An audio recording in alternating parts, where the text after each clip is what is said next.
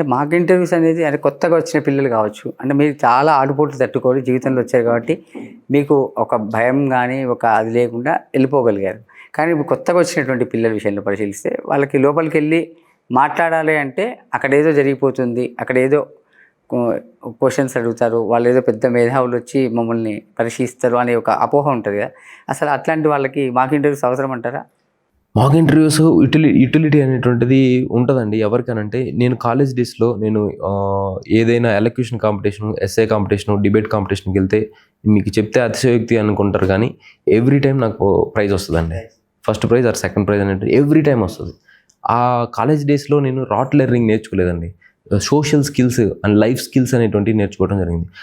దురదృష్టవశాత్తు ఇప్పుడు ఏమైందంటే కాలేజీలో ఇప్పుడంతా రాట్ లెర్నింగ్ మీద ఫోకస్ అయిపోయింది, కోకరికులర్ యాక్టివిటీస్ మీద పోయింది. నేను ఎన్సీసీలో ఉన్నా, ఎన్ఎస్ఎస్లో ఉన్నా, స్పోర్ట్స్లో ఉన్నాను, అదేవిధంగా కెరీర్ కౌన్సిలింగ్లో ఉన్నాను, ఎర్వైల్ యూ లెర్న్ అనేటువంటి దాంట్లో ఉన్న పార్ట్ టైం జాబ్ చేస్తూ ఉన్నాను.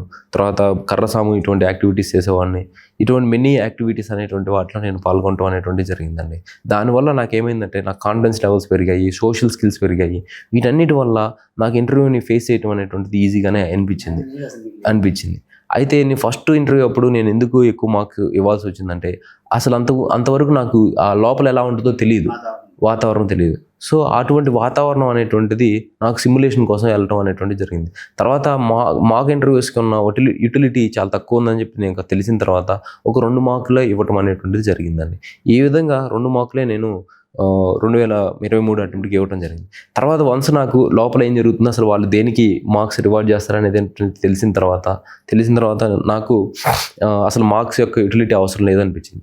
ఎవరైతే ఈ కాలేజ్ డేస్లో రాట్ లెర్నింగ్కి అలవాటై ఉంటారో వాళ్ళకి మార్కులు అనేటువంటి కొంచెం యూటిలిటీ ఉంటుందండి.